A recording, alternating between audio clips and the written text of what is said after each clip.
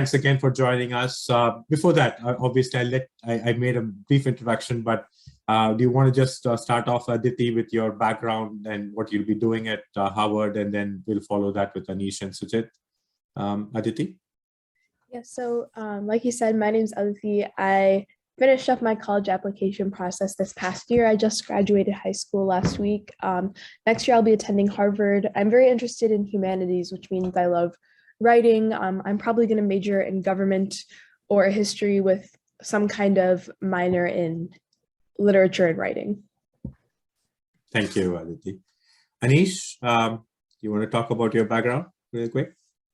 Yeah, first of all, thanks for having me. My name's Anish. I'm from Chapel Hill, North Carolina, and I'll be at UNC Chapel Hill this fall, most likely majoring in neuroscience. Thank you. Thank you, Anish. Welcome. Suchith? Hi, my name is Suchith, and I'll be attending the University of Rochester this fall, where I'll be majoring in computer science. Excellent.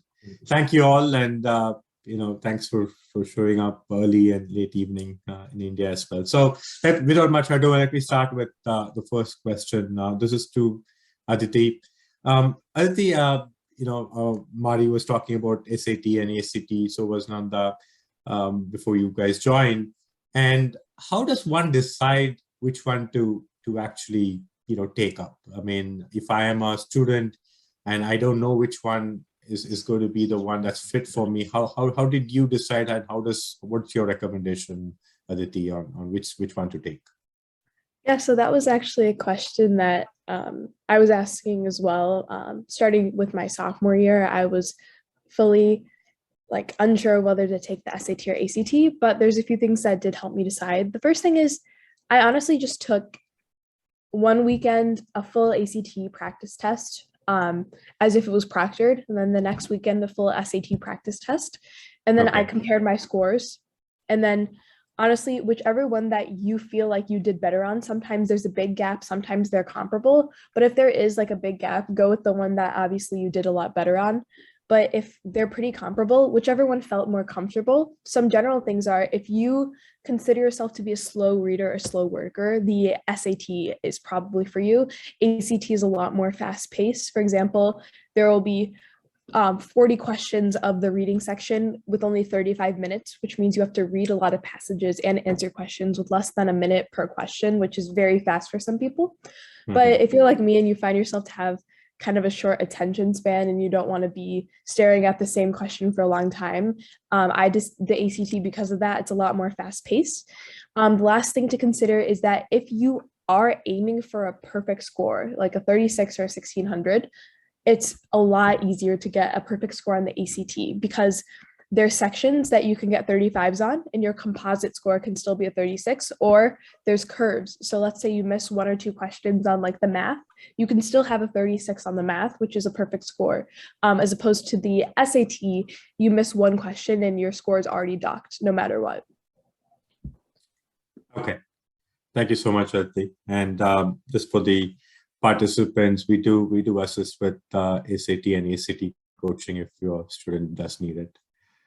Okay, Anish, wanted to ask you a question around how do you balance the high school rigor? How did you balance the high school rigor, the extracurriculars and hobbies and other interests as we covered in the webinar earlier? It's a holistic profile that the US colleges look at. So how do you balance all of that, and how do you determine which ones to give weightage to, and how did you, what is your experience with that, and what do you have as a recommendation for the students who are listening or the parents who are listening, Anish?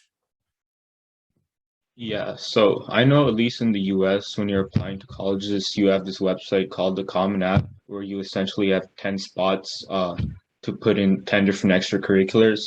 So I think it's really about maximizing each of them and writing something meaningful that you can add.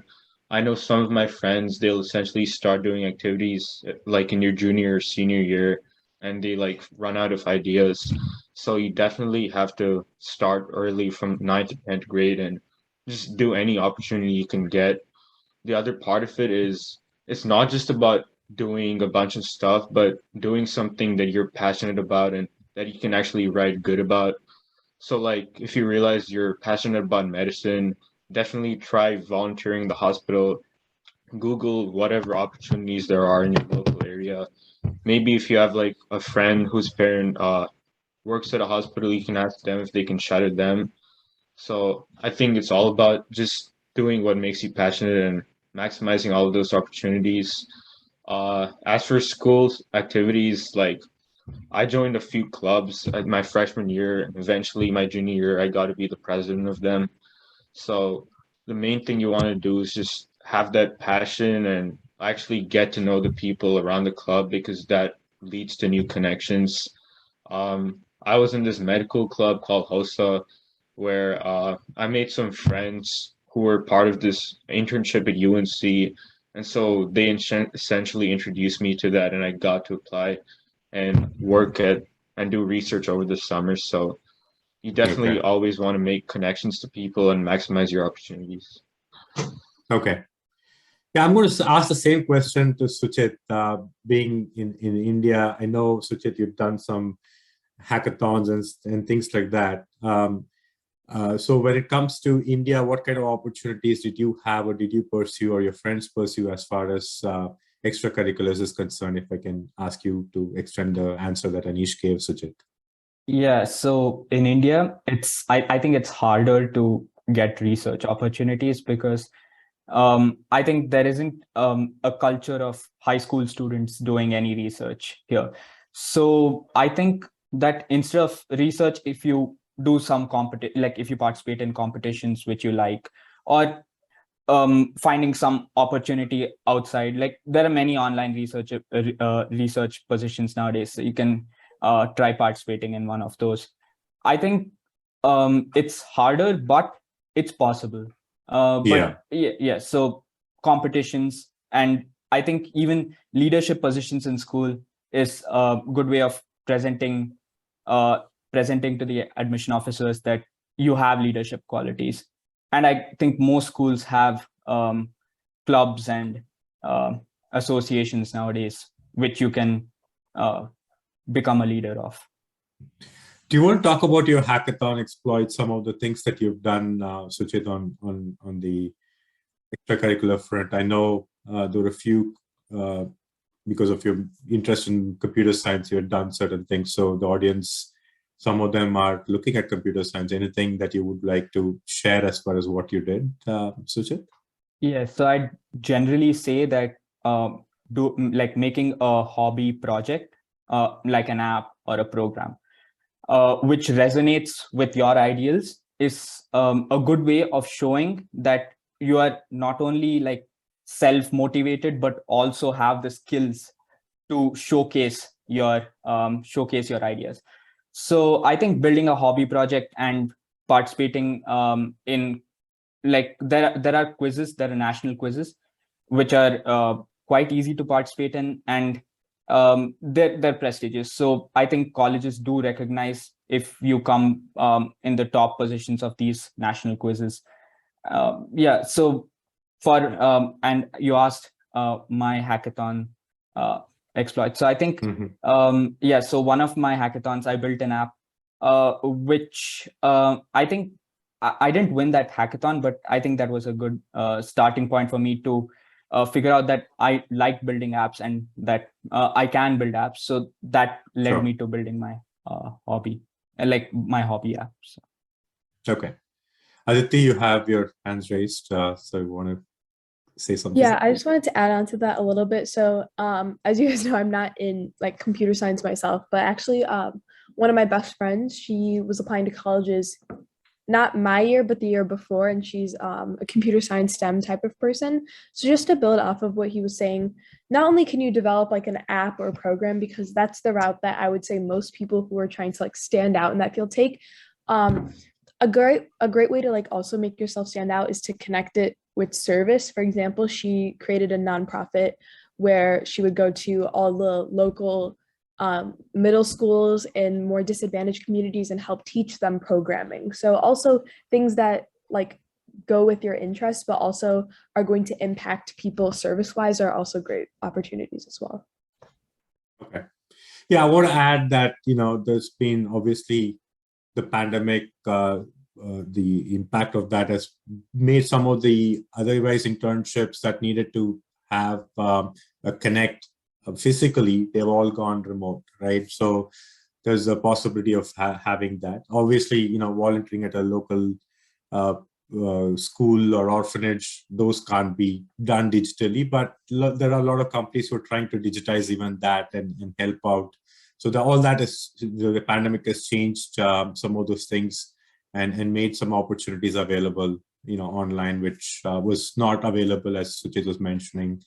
In India, it's a lot difficult, but all that has been sort of changed by the pandemic as a result of the limitation with physical presence and such. Okay, great. I'm going to put Suchith you on the spot again here for a question. So most essay prompts, appear to be kind of straightforward in terms of what they're asking. Can you elaborate on extracurriculars? Aditi was giving an example, and you were giving an example of hackathon. So how do you, what is the specific plan you have to make the essays, stand out from the crowd? How did you go about that process? If you can share in about a couple of minutes, Suchith. Yeah, so I feel that the best advice when writing essays for generic prompts is to introspect on your unique qualities. And while you can find essay guides and essays that worked online, I think that nobody should fixate on them, because that will restrict your creativity and that will make your essay sound even more generic. So I try to answer these questions as if I don't have to share it with anyone else but myself. So this took the pressure off my mind and helped me generate an answer which is unique and connects well to me as a person. And another advice is to make sure that you present your vulnerabilities as well. Show that you faced challenges and how you overcame them, because I think this both impresses the admission officers by showing that you have problem-solving skills, but it also projects you as a human being with vulnerabilities and faults. Right? No, that's a great point, because many of us will feel that that's not a side we want to expose to the colleges. So that's a great point that you mentioned about vulnerability, Suchith. So appreciate that. Okay, let me go on to the next question. This is for Aditi.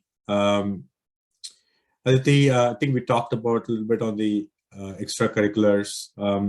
So many activities were curtailed. Some of them are just starting to come back, right? So how does one demonstrate leadership, teamwork, characteristics such as those which are very pronounced in a physical setting, right? What's your take on that, and how have you done anything about how do you demonstrate those in an online sort of a world right now, Aditi?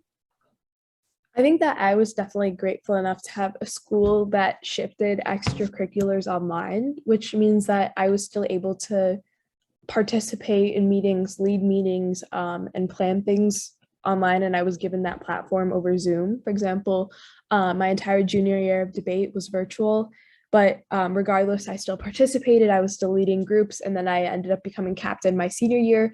And I was able to still have a leadership position even after a virtual year.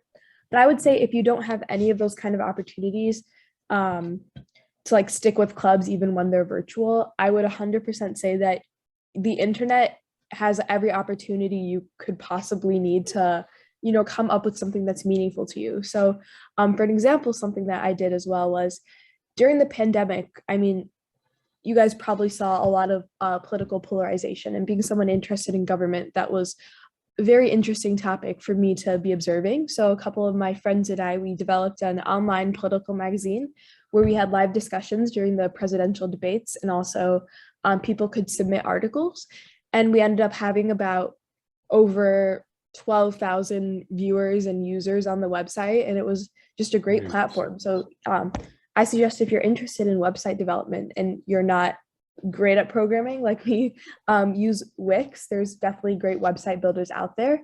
and they make it super easy. But I think that you can come up with an online way of maintaining interactions. For example, if you're interested in tutoring, host free live tutoring sessions over Zoom, like as a webinar or something. So just continue with your passions, but just, I guess, modify them to fit the new format, I would say. But the good news is, at least here, we're definitely shifting back to in person. I know that all clubs were back to in person this year, and opportunities were back to in person this year for my school.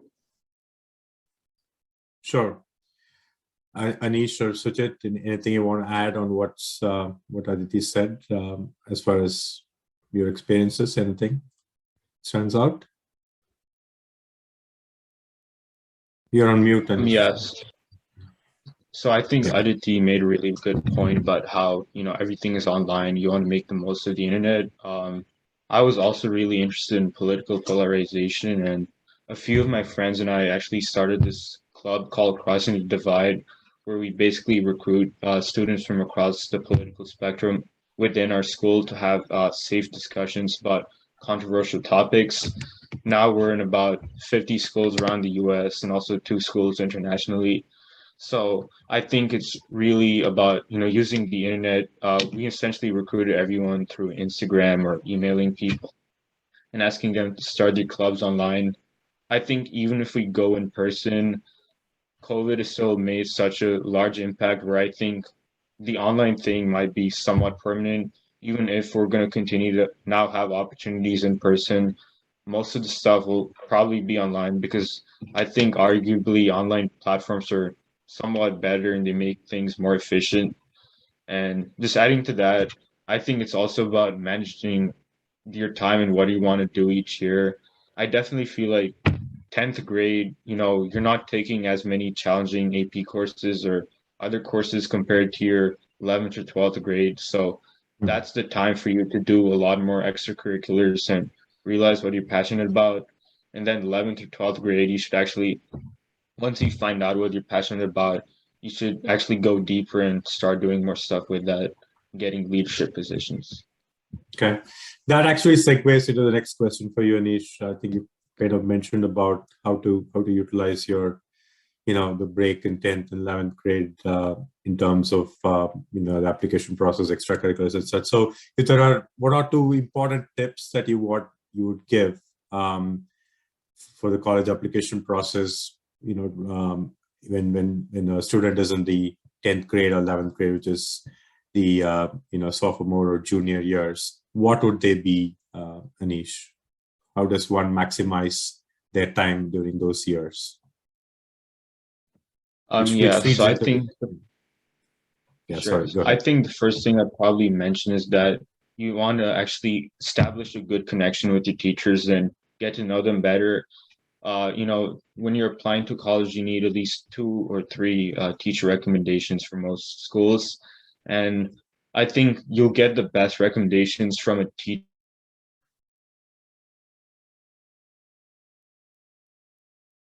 Anish, we lost you.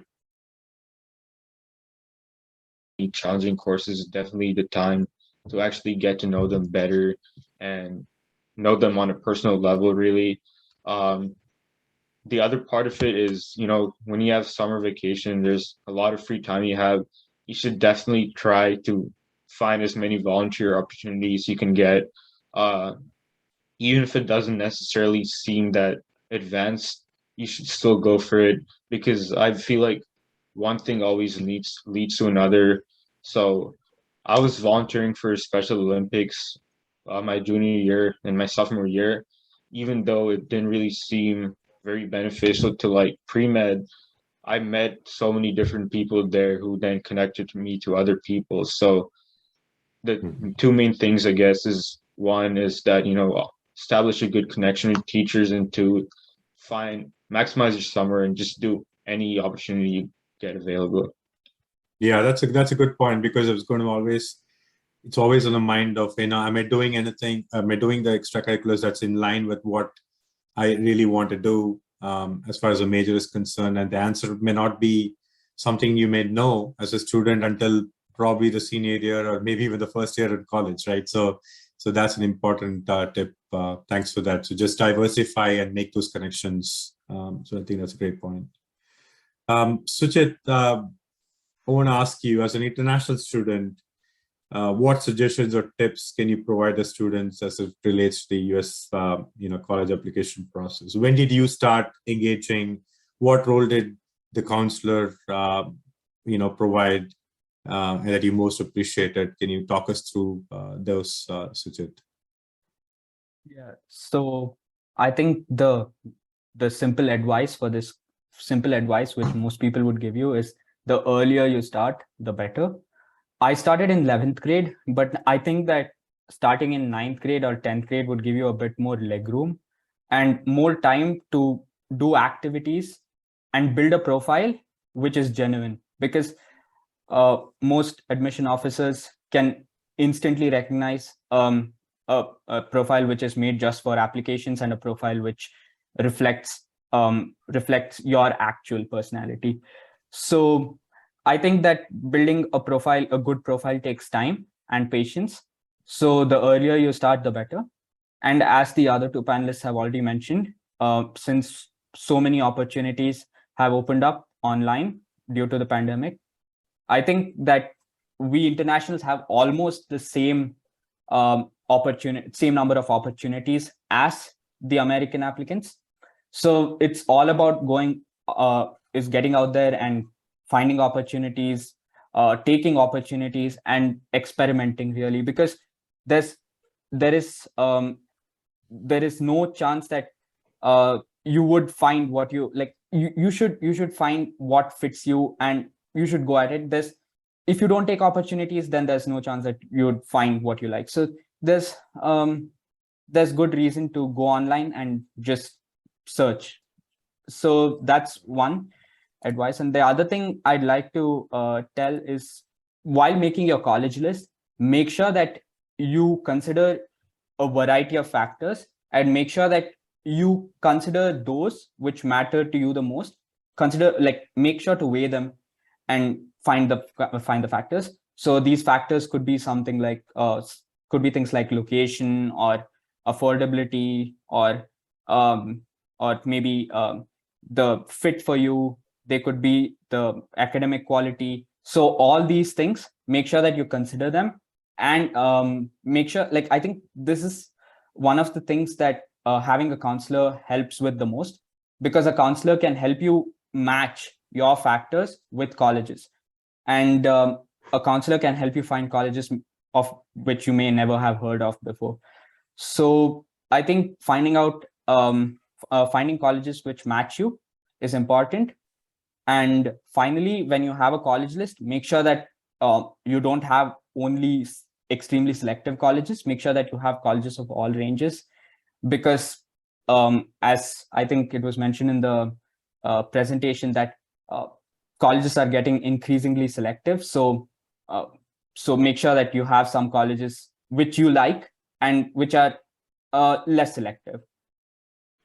Yeah, thank you. I'm glad you mentioned that, Suchith. We did cover in the myths and facts about college admissions, the webinar about, using friends and family as for consultation about colleges and such. So I'm glad that you mentioned that it should be, what interests the student. And as you mentioned, there may be colleges that they've probably not heard too much about. And that's where the counselor really helps. So I'm glad you mentioned that. I know we're almost out of time. I have one last question for Aditi. Rajesh, we have a participant. I mean, we are almost at the top of the hour. We have a participant who has a raised hand. Should I allow them to talk and ask whatever they have? Sure. I have one question for Aditi, I think, which I didn't cover. Sure, you can go do ahead. that and Go then, ahead, finish and then that. you can go ahead. Yeah. I can make it really fast. Don't worry. 2 more minutes. Yeah, that's okay. So Aditi, is there a process you followed or recommend as you sat down to write those essays? Suchith talked about the essays as well. Did you write down some key phrases that whenever you thought of it, that you wanted to include? I mean, can you just talk through what was on your mind as you went through the process of writing the essays, Aditi? Yeah, so the first thing that I did is looking at a prompt. I would, for supplemental essays, I would literally write a list of 30 different ideas, just bullet pointed, that I could possibly use. And then, I'd run it by my parents and be like, which one do we like best? And they'll be like, okay, write out these three. So then I'll write different options and I'll pick the one that I personally like the best. But I think the most important thing is to brainstorm a lot. Like you don't want to, unless you have like an idea, a vision that's perfect going into it, you want to write down all the possibilities, because like the best thing also is that essays are very interchangeable. So once you write about 10 different prompts, you can use them for different things. For example, I actually used a supplemental essay for like the University of Georgia for I was like, it was a 400-word supplemental. And then I looked at it, I was like, actually, this would be a really good Common App. So I expanded it to 650 words, and that was my Common App essay. So what you can do is just get started with a bunch of different prompts. Don't answer the same type of prompt over and over again, so that you can transfer them to different types of essays. One other thing that was very helpful is look at very unique prompts, because those will bring out the more niche ideas. For example, the University of Virginia prompts were very unique, and I used those ideas for a lot of my Harvard essays. And then the U Chicago prompts really cause you to think. And when it's more of an open essay prompt that you have for a different school, I used some inspiration from a U Chicago prompt. So it can be quite literally anything, but use the unique prompts to like inspire new ideas. Okay, thank you so much, Aditi. That was very insightful, how you used other college prompts to guide in other college essays. So that's great.